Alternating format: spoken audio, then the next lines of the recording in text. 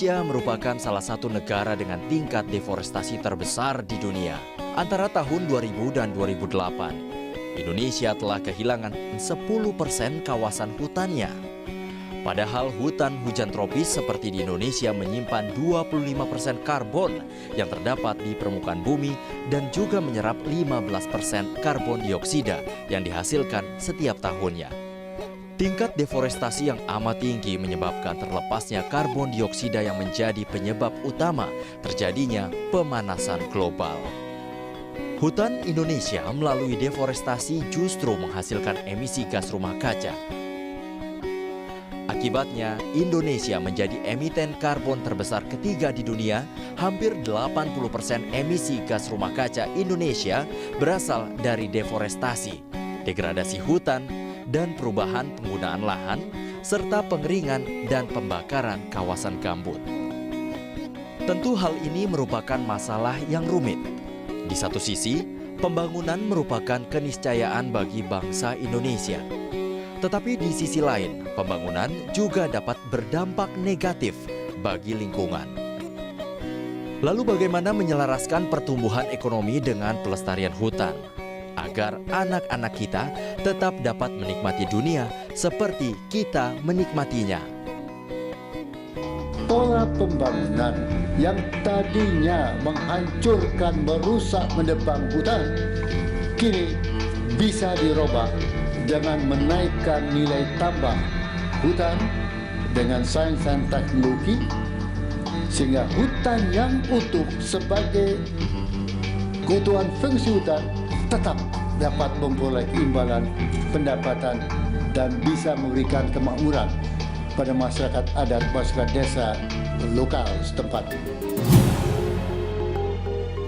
Apabila mengikuti mekanisme pasar saat ini, kawasan hutan seakan jauh lebih bernilai apabila ditebang dibandingkan dengan dijaga.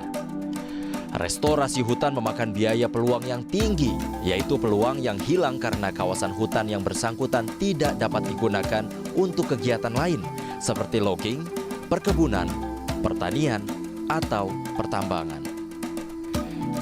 Di samping itu, menjaga dan memelihara hutan bagi negara berkembang memakan biaya yang sangat besar, seperti biaya administrasi dan kelembagaan, biaya pemeliharaan, pengawasan dan penjagaan, atau biaya transaksi.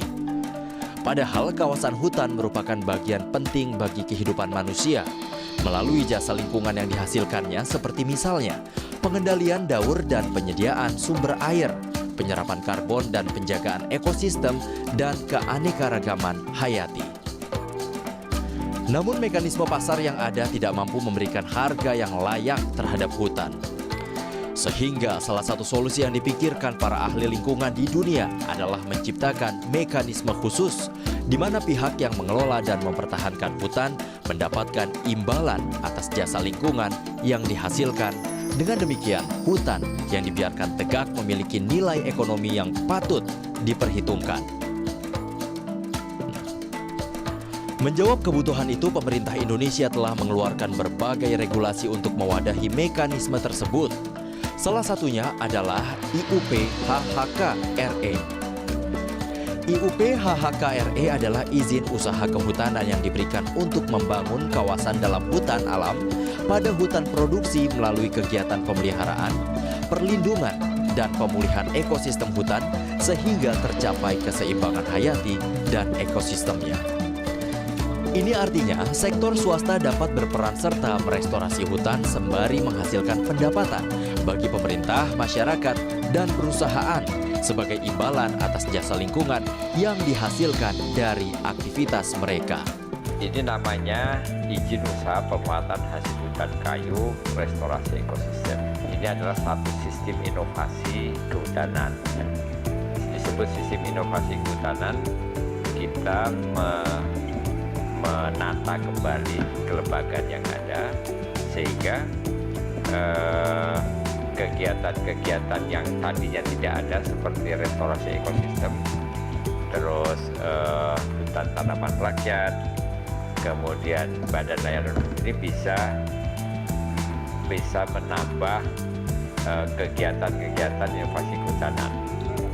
Bagi pemerintah Kabupaten Kapuas Hulu, dalam hal ini Dinas Perkebunan dan Kehutanan Kabupaten Kapuas Hulu, IUPHK Hutan Restorasi Ekosistem merupakan suatu peluang bagi pemerintah kabupaten untuk ikut membantu dalam memperbaiki ekosistem, khususnya di kabupaten. Kami berharap kegiatan ini atau IUPHK Restorasi Ekosistem ini berpeluang bagus untuk masyarakat, khususnya untuk pemberdayaan masyarakat yang ada di sekitar areal. Dalam wacana yang baru muncul adalah pembayaran lewat mekanisme pasar karbon misalnya. Itu bisa memberikan keuntungan bagi masyarakat, menambah pendapatan dari upaya menjaga kawasan hutan. Sehingga dengan pendapatan itu masyarakat mungkin bisa meningkatkan kesejahteraannya dan mungkin pengembangan ekonomi lokalnya sendiri. Tergantung dari bagaimana masyarakat kemudian merencanakan pemanfaatan dan penggunaan uang yang didapatkan dari upaya menjaga kawasan hutan. IUPHK RE menawarkan solusi unik bagi sektor swasta untuk turut serta menjawab persoalan lingkungan dengan cara merestorasi hutan secara berkelanjutan. Mekanisme ini juga dapat menghemat biaya pemerintah karena biaya untuk restorasi dan pengelolaan kawasan hutan tersebut ditanggung oleh pemegang IUPHK RE. Salah satu perusahaan pelopor dalam skema IUPHK RE adalah PT Wana Hijau Nusantara.